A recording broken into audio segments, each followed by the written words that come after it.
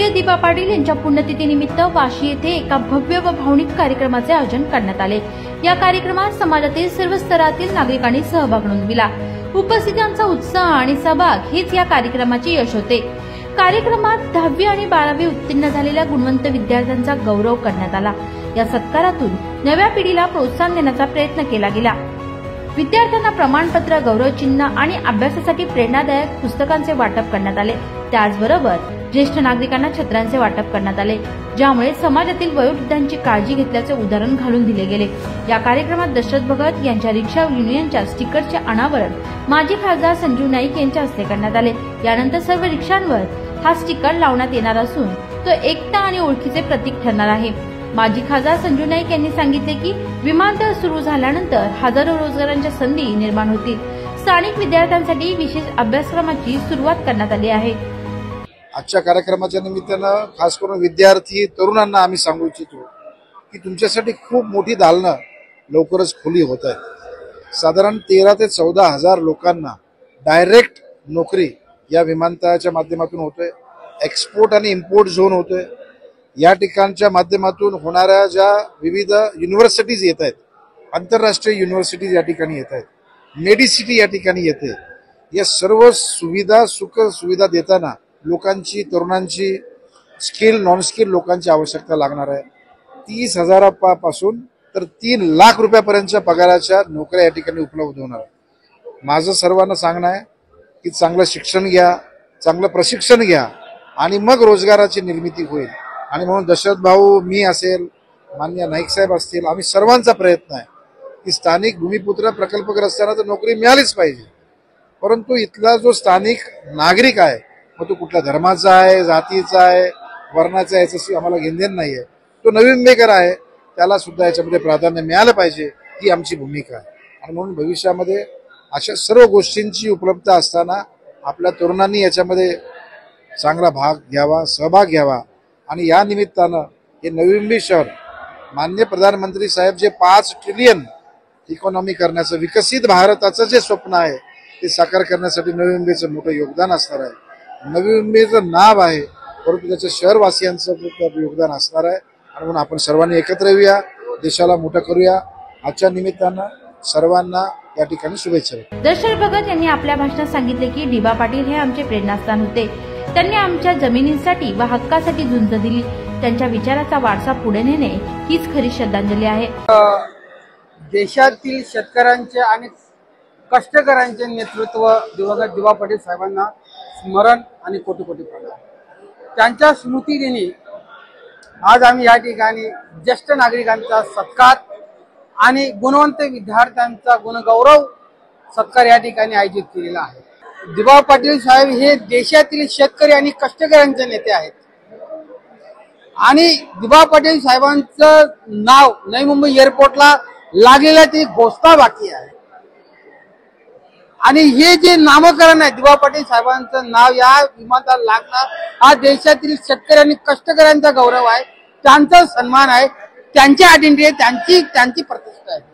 राहिला नामकरण उशिरा का होतो, आमचा विश्वास आहे सरकारवर, पूर्ण विश्वास आहे की लवकरच हा ज्याचा उद्घाटन आहे, त्याच्या उद्घाटनाच्या वेळी तर त्याच्या अगोदर ही नामकरणाची घोषणा झालेलीच आहे। ती नामकरणाची पाटी आणि घोषणा लवकरच लागेल असा आम्ही आशावादी आहोत आणि आम्हाला विश्वास आहे।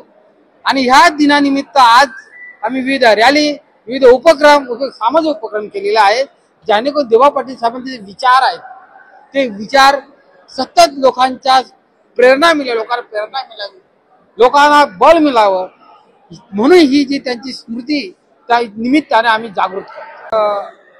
देशातील शेतकऱ्यांचे आणि कष्टकऱ्यांचे नेतृत्व दिवंगत दीपा पाटील साहेबांना स्मरण आणि कोटी कोटी प्रणाम। त्यांच्या स्मृतिदिनी आज आम्ही या ठिकाणी ज्येष्ठ नागरिकांचा सत्कार आणि गुणवंत विद्यार्थ्यांचा गुणगौरव सत्कार या ठिकाणी आयोजित केलेला। दीपा पाटील साहेब हे देशातील शेतकरी आणि कष्टकऱ्यांचे नेते आहेत आणि दीपा पाटील साहेबांचं नाव नवी मुंबई एअरपोर्टला लागलेलं ती घोषणा बाकी आहे। आणि हे जे नामकरण आहे दिवा पाटील साहेबांचं नाव या विमानाला लागणं हा देशातील शेतकरी आणि कष्टकऱ्यांचा गौरव आहे, त्यांचा सन्मान आहे, त्यांची आयडेंटिटी आहे, त्यांची प्रतिष्ठा आहे.